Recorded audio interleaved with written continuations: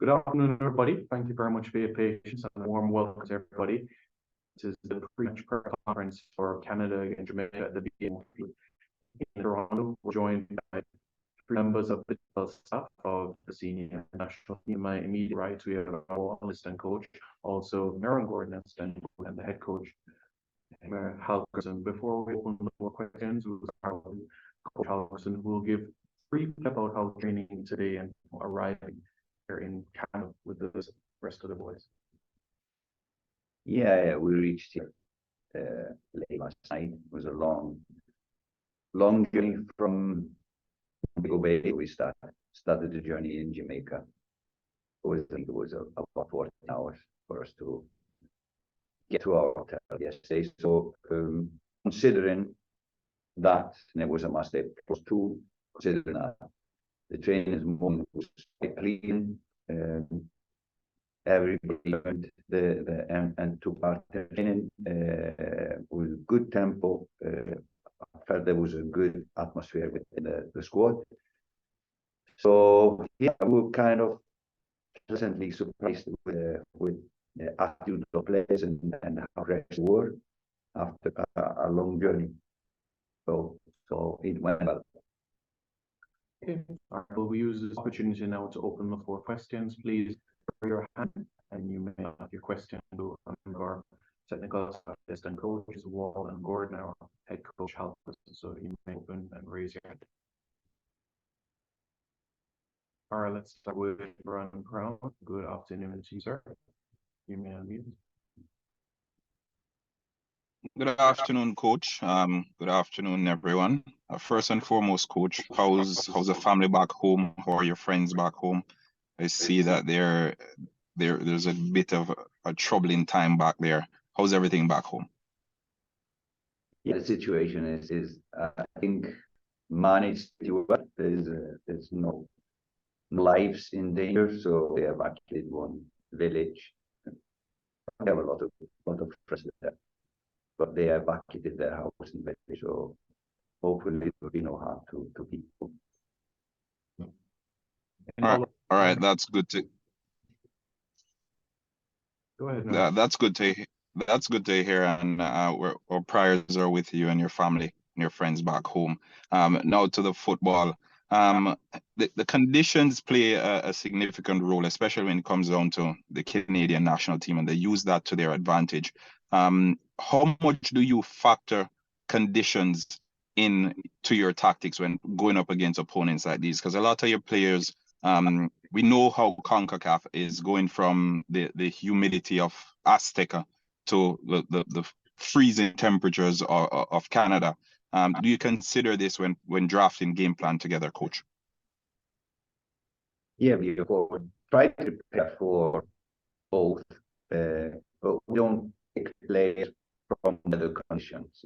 It's quality of the player in itself, and it's the character of the player in itself. If you've got a good character, you can play in whatever weather. But of course, we plan for this. If you saw a game in Kingston, it was a very slow tempo game because of the heat and humidity, and because we needed to stay a long time the day before in the dressing room, like 4 hours in the stadium, waiting for decision to play it. So the preparation and kickoff in the morning heat was kind of bound to be a slow tempo match. We know that this game, it's about 0 degrees here in Canada, and we know the game will be a high tempo. So we prepare for that, and we are preparing the players for that. It's going to be a high tempo match. And yeah, like I said in the introduction, we were quite surprised and happy how fresh and the players were this morning. So I think, considering everything, we are in a good moment. Thank you very much, Mando. We appreciate it. Let's go to Livingston Sauce from the Gleno. You may go ahead. Yes, Coach. Afternoon. Just wondering, Coach, in terms of player, Michail will be out I'm assuming at least same thing for Demarai. In attack, concern about we also know Leon has been under some pressure from the local public. Any concern about the attack going into tomorrow's game? No, we're not concerned. No, we always expect of players to get their best. Sometimes I don't think any player want to have, but sometimes in the pressure of what to be good, sometimes not bad. But yes, check it out. I heard about the name and I'm not sure what you're talking about. But it is of Fuji. And Demarai who came in, and we also have young Beck who came in. So yeah, we're quite comfortable with the squad going into tomorrow's game. Can I get an idea of how you plan to organize going forward offensively? Yeah, of course, we have our plans, how we want to attack them. I think we did on occasion well. We found good spaces against, and I think that at least the really good goal scoring chances in Kingston, apart from goals scored. And these games are playoff games on such a high caliber and quality. You cannot expect to have 10 goals per chance. We have to be a little bit more clinical finishing our goal scoring. As we need to go, know that we need to go, so we need to be brave, but we also need to be smart when going forward. And consider all our dynamics, coach. You definitely think it is in our capacity to turn this around and get the result that we really want. No doubt in mind. No doubt at all in mind. Thank you very much, Livingston. I appreciate it. Let's now go on to Tyrone Davis. You may unmute.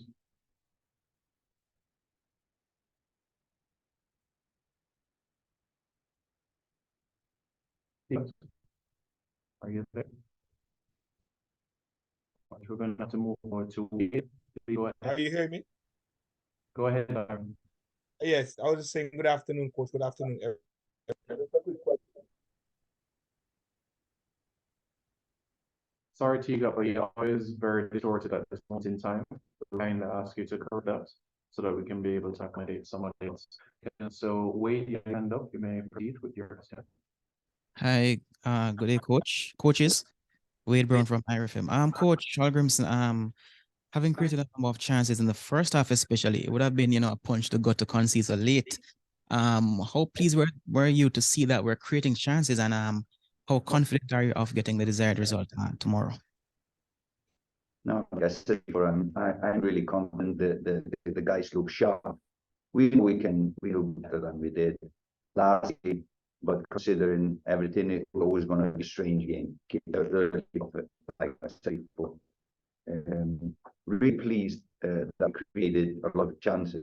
Well, not a lot of chances, you cannot expect that, but and then losing so early in the first half, it also a blow to our approach to the game. So we needed to adapt and kind of improvise early in the game. So yeah, I think they did quite well considering everything, especially defending Ghana. We didn't give them a lot of scoring chances, and really to keep on doing that here tomorrow in Ghana. Any follow-up with it? No, that's it. Thanks.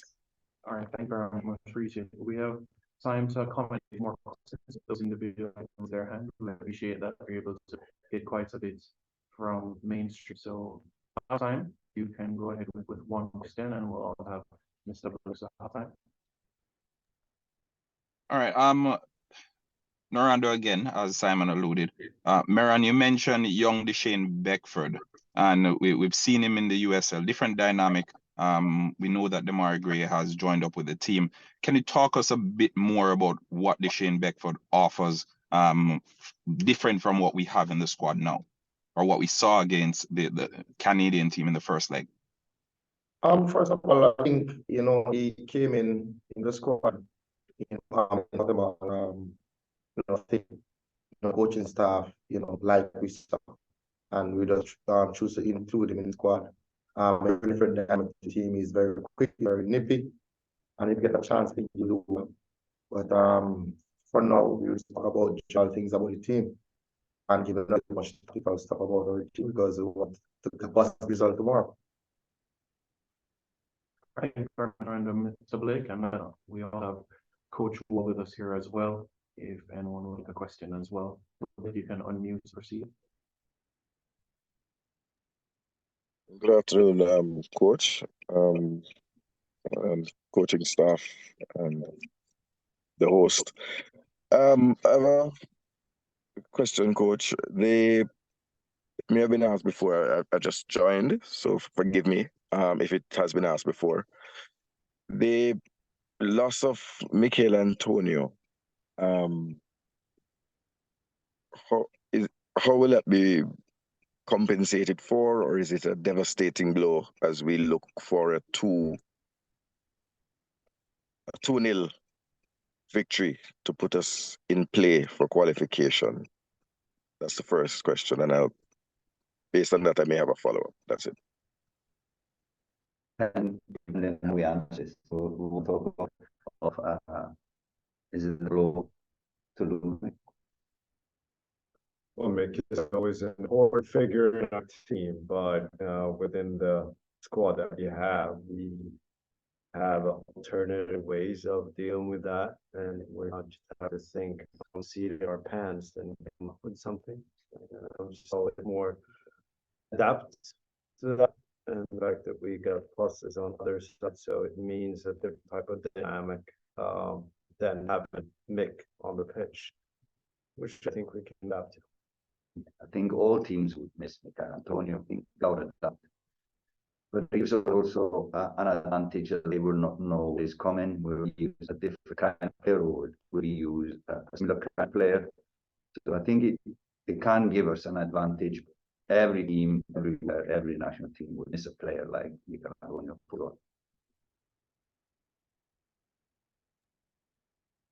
And with that being said, just a quick follow-up, Coach. The replacement option that you went with to have both Shamar Nicholson and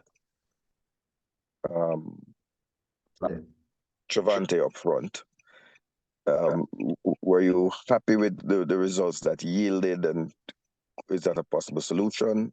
And at the back, are you seeking to tidy up on some of the individual mistakes or missteps that we saw in the center of the back line? Actually, I would start with the defensive line. Actually, I would disagree with you. I think we did well at the back against Canada. In this heat, you lose at some point focus, and we did that maybe 4 or 5 times in the game. And it was a different person, but not unexpected that sometimes you would open again, especially when it got to the end of it. But we've talked about those things that we want to correct at the back. And it's not about personal, it's just sharpening up some tactical things. What was the beginning? Yeah. No, we were talking this morning about, and after the game, we were talking about our changes. At this stage, early on in the first half, we weren't quite good. At the time, Mick went off. So we opted to go for a like player at the stage to continue. The same way we were winning the first 20 minutes. So the correct, like when our coach takes a decision to make a change early in the game, and that was our thought. Let's go like. And Trevante is he's a really good, powerful striker who can run in behind, etc. But again, he hasn't played many games at this level. So yeah, it was a chance to, and then later in the game, we gained against some tactical things and took him off and tried something else. Thank you, Mr. Lake. I think we can have a final question. Just want to ask the coach, basically, how how he views the Canada team at this point in time, and basically what are your plans to see to try and overcome them for this second leg? Yeah, I'm going to give that Canada question to John. It's his job to go in depth in Canada, and then we can get that. Perspective on Canada, the optic double flanks, they've done what they have alternated in the recent games, more how they are structurally and actually their core and what they're now doing is not unexpected. And it's more about, is it always about nullifying the opponent, or is it find a way to play with it and work it against? It's always that kind of thing we have. But overall, how we executed the game plan and we were in game one, we're overall pretty pleased. But going into, there are things that we can exploit much more and like take advantage of in an even better way in this upcoming game, of course. So for me, I look forward to that and how we can make win not just in terms of expected goal, but actually win in terms of actual goals too. Yeah, they would probably be pretty confident with a 2-1 advantage against us, going to the home field, BMO had in celebration case, so they don't lose a lot of games, so they are probably pretty confident. I would say just to overcome them is not concede. They are a really good transition team, probably one best here in Concacaf in transition. So we have to work to be open when we lose possession of pitch our attacks. We need to deny them of space and the ability to go fast and attack fast. And these creative players we need to be aware not to lose our doers when we want them. I think we did that pretty well. Aaron, anything supplements or coach's statement? I think all in all, I think we had a very tactical game the last time. Technical mistakes cost us a game. But I think the boys, it was really pleasant in terms of what they did this morning. And this was very good. Team card was good. Team spirit was good. Intensity of the training was very good. They look focused. They look happy together. And I think we're just making a couple team in the near future. Thank you very much. Yeah, I was just gonna ask you that in a Maran. As I mentioned earlier, Leon has been facing some pressure in the public space. How your team coping now and looking forward to the game? As a professional, and every player in high level in the world at some point will face pressure. And we don't really do that in training, we don't see that in meetings. I understand that it might be fine, it's over the back because that really wants to go and do well for the country. But it's, sometimes, it's just tough, toughest level, but Leon is good. I really can't understand the criticism he is getting.